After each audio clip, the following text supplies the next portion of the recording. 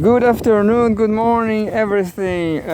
This is a video about my top 10 directors. My top 10 directors by Eloquence. I'll try to explain everything.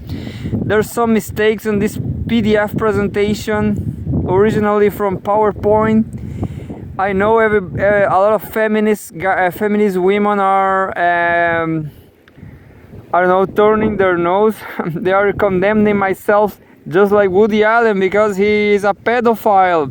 But I'm not talking about his personal life, anybody's personal life. I'm just criticizing cinema.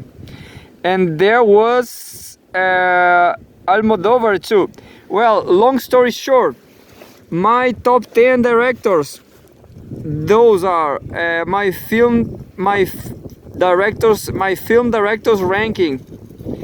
We have in the first place Eric Romer, in the second place Woody Allen, in the third place Pedro Almodovar, in the fourth place Lars von Trier, in the fifth place Wim Wenders, in the sixth place Christopher Nolan. Well, that may be a mistake.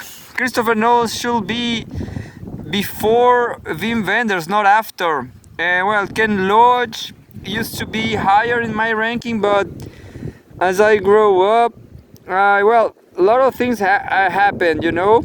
I was more revolutionary before, so Ken Loach was a must to me because of revolution and communism. But nowadays, I'm on a crisis just like Woody Allen on his 30s, but I'm 37. What about that? I'm going to make 38. Christopher Nolan in the sixth place. Ken Loach in the seventh place. Jorge Furtado, a Brazilian. I guess nobody knows him. In the eighth place. Aki Kaurismäki, the Finnish guy, the Suomi one, humanitarian, I guess, philanthropist maybe, who knows.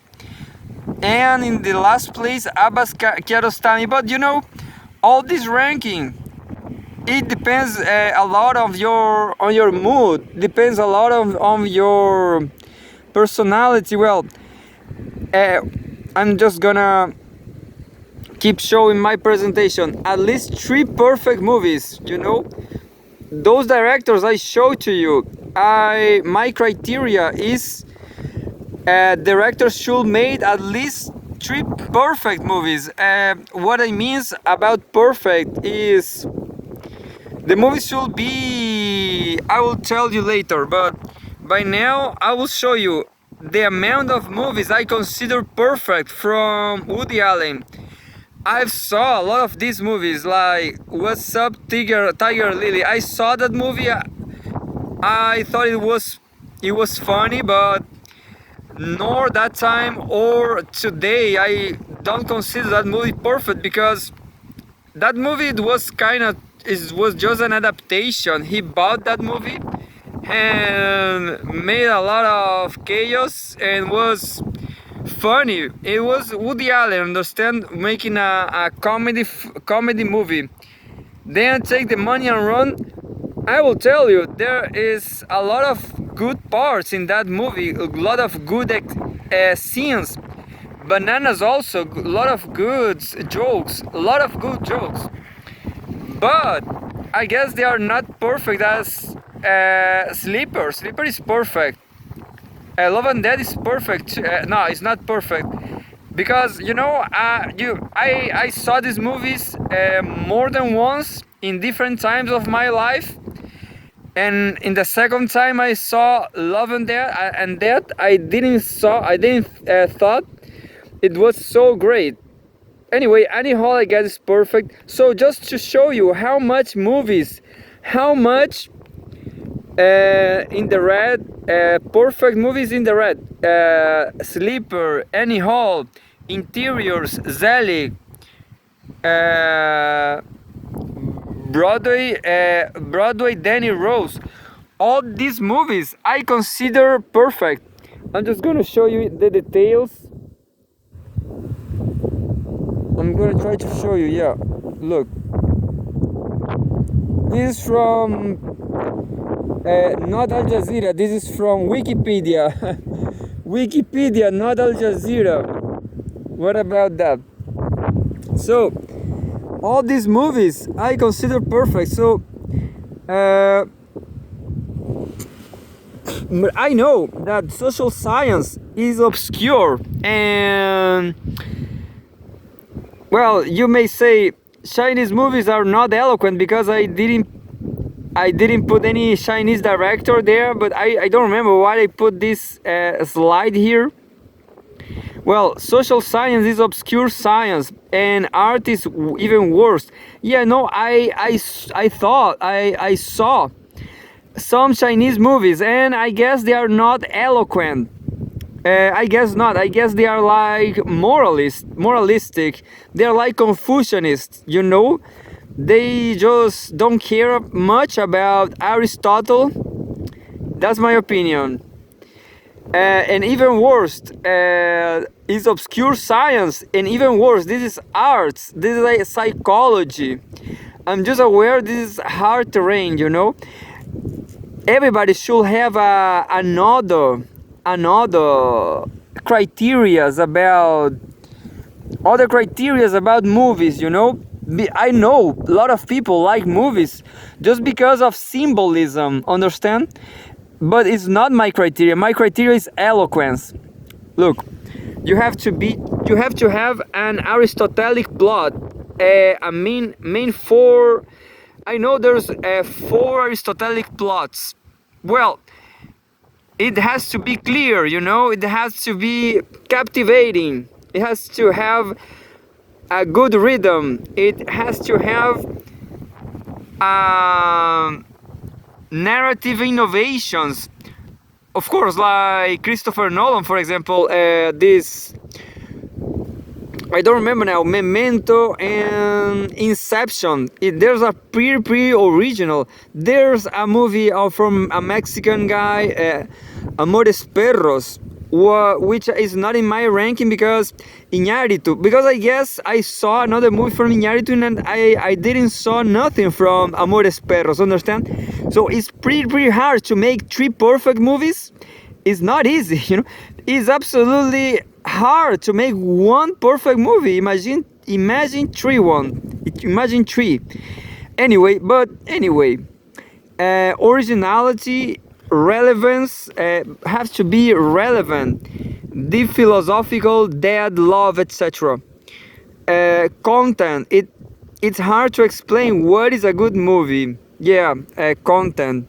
Anyway, so I saw a lot of movies. Well, this is just an advice. If you live in Viña del Mar, Viña the only one, Viña la única, you should go to this palace, Palacio La Rioja, to watch movies there. Because right here, look, behind the palace, there's a theater called Aldo Francia room. Is a cinema room. It's like a cine club, and there I saw this movie from Mario Monicelli,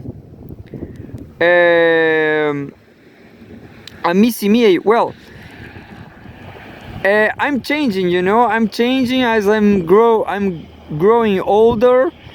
My taste for movies is changing too. So this is a comedy, absolute freaky comedy, Italian comedy. I think there is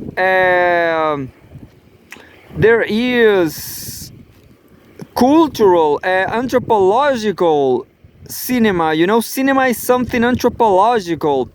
Like this movie over here is Italian, you know. This is a critic I did. You should read. Maybe I will read it. Yeah, I'm gonna read it. Amici Miei, 1975. Mario Monicelli. The most Epicurean movie I ever saw. It was in Aldo Francia Theater in La Rioja Palace. I didn't like it, the a previous one, Casanova 1970. This is the name of the movie. And uh, and that's why I didn't saw other two ones, unfortunately. Maybe he will be a top 10 for me, and then I could recommend it. I just recommend you a Missy Me. uh, like I will never recommend nothing from Godard. And there's the tricky questions about movie. I know a lot of people love Godard, but I don't, because he doesn't have, he's not eloquent. That's my question. Your grandma will not understand nothing from Godard, understand? Maybe you, because you are super cool, you are super smart, and you understand everything that Godard, and Godard is a genius. Okay, fine for you too, guys. But not me, not your grandma, understand? So a lot of people just like classical Aristotelic eloquence. Anyway, maybe just the Chinese movie, nothing from Spielberg. Yeah, there's a Chinese movie, very political, from Godard. That I like it, but I guess he's kind of too sour, you know? Godard, in my opinion, is too sour. Corrosive, maybe. Nothing from Spielberg. Once upon a time, I was a fan of Spielberg when I was a kid, you know, a little child, was watching AET. That's it. Nothing from Costa Rica, because I guess he's kind of a jerk, I guess. Stanley Kubrick is kind of too pop culture to me. I know very nice people like Pepe Escobar. They like Kubrick, Stanley Kubrick. But anyway, etc. This is a very dark field. The arts, opinion, static, you know. There's a lot of conflict here. People have a lot of different opinions, you know. You cannot go further, simply like that. People have different opinions about statics. Anyway, the director is not from the Western civilization. He's Italian, you know. That's what I have from Mario Monicelli. He's not Western, just like all from my top 10. If you remember, like Lars von Trier. Lars von Trier is not an American director. He is what? He's Danish. You know, that's what I'm saying. Directors, they show a cinema from their culture. So the director is not from the Western civilization. He is Italian. That perception deeply shocked me at the beginning, because there were a famous Italian actor like Mastroianni working with him, and the movie was too much chaotic. Amici Miei also was too chaotic, ridiculous, but I love it, and made me reconsider my opinions about rationality. I will explain to you. Rationality is great. The eloquence, understand? All that is great. But chaos, comedy, maybe is even happier. You know, maybe is even a bigger pleasure. Comedy maybe is is a bigger pleasure than rationality. Anyway, and that's why I get terrified. I guess the movie, it starts very badly, but you have to observe other civilizations impartially. You are not if you are not a fanatic of yourself, understand? Any other civilization in this world, for example, Indian people from India, Hindu people, I know they have Bollywood. I saw some movies from them. I didn't like it. I guess I like this ridiculous action Bollywood movies. Maybe that's interesting. But why not? Sometime there will be a genius in Bollywood. It could happen, you know? Maybe there will be a genius in Bollywood, and something inside myself will explain, will tell me that Indian people are super nice and super interesting, and I could be happy. As an Indian people, I can be. Understand? That's why you should not be a fanatic of yourself. This is a civilization. This is a civilization so ridiculous you can barely believe it. The Italians, I mean. I am Italian. But I don't know Italian, you know? I don't know Italian people so well. What I know is that they are like, I don't remember now, but Italian people. I was watching a YouTuber, an American guy living in Italy. He says they are kind of too friendly, but in the end, they are too formal. They are very, very formal. Understand? So you never stop learning from civilizations and their movies. Um, I guess I'm gonna take off this sentence because I saw this YouTuber saying the opposite, and I never been in Italy. Uh, I'm sorry, I'm sorry, Italy, but I'm happy being one of them. All together with Filippo Inzaghi and Sabrina Salerno. Well, two pop stars I love. People say Italy is dying because of imperialism. It doesn't matter. I live it dangerously. I have a lot of fun. Love dogs, babies. Nah, not babies. Not enough. Zero toxicity, pure passion. So, zero toxicity, pure passion. Go watch Amici Miei. Definitely, this is a movie about comedy and seriousness. Maybe cinema is not an art. Eric Romer.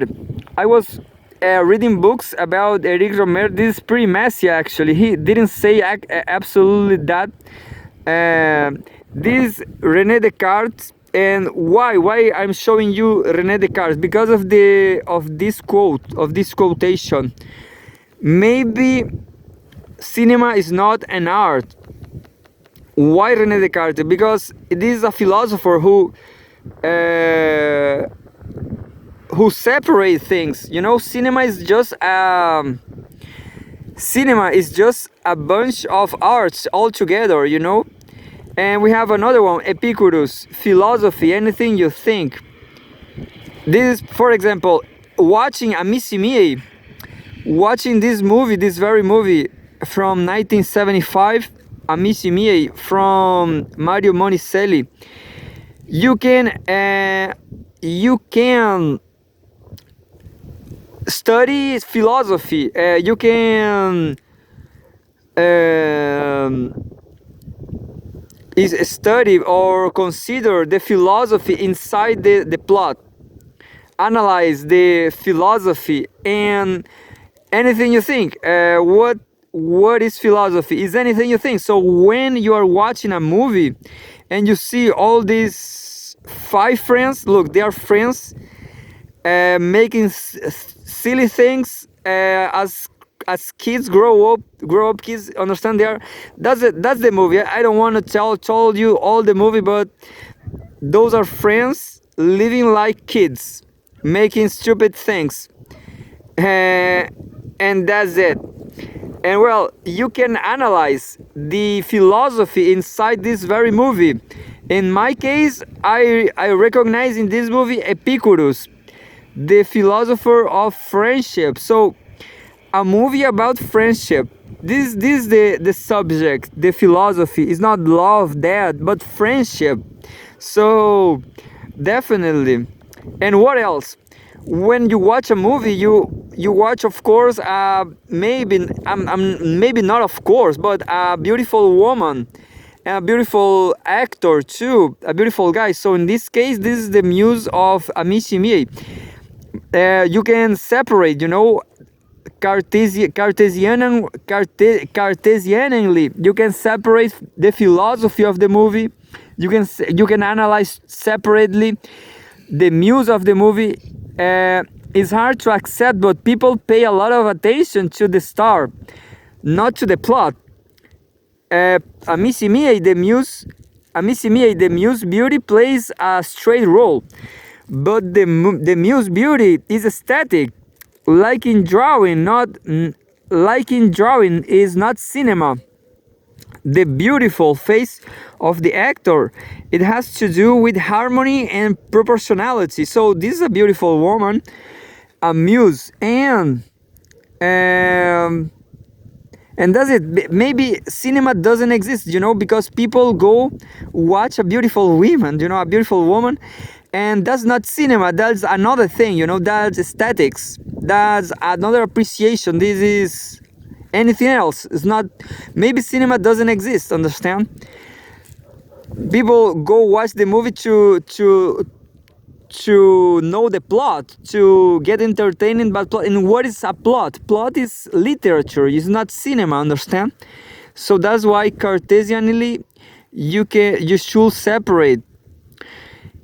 And we have, just to understand what is Epicurus, I found this video, and this is all I know about him actually. If the plot is morally interesting, is ethics, is literature, as I was saying. So what is interesting about Amici Miei, in my opinion, of course the music is beautiful, and it plays a part in the plot because she's beautiful.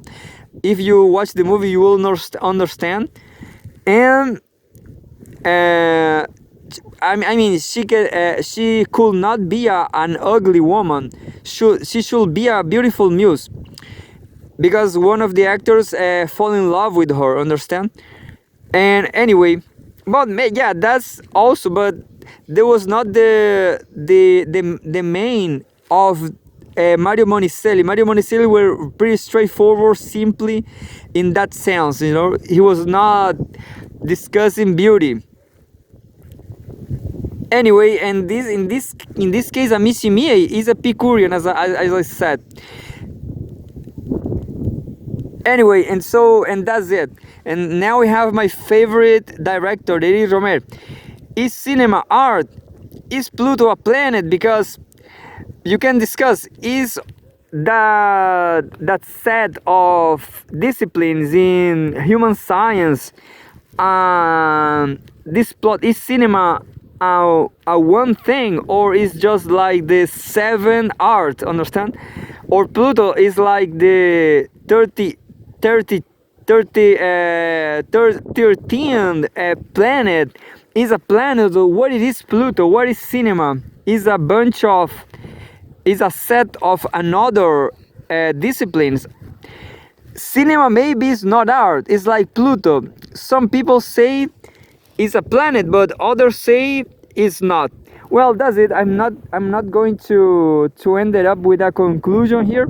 Maybe the director like Eric Romer, they are just creating an equation to an equation of a narrative, a type of narrative, developing their narrative, and that's it. But in my opinion, it's much like in my case, the Eloquence.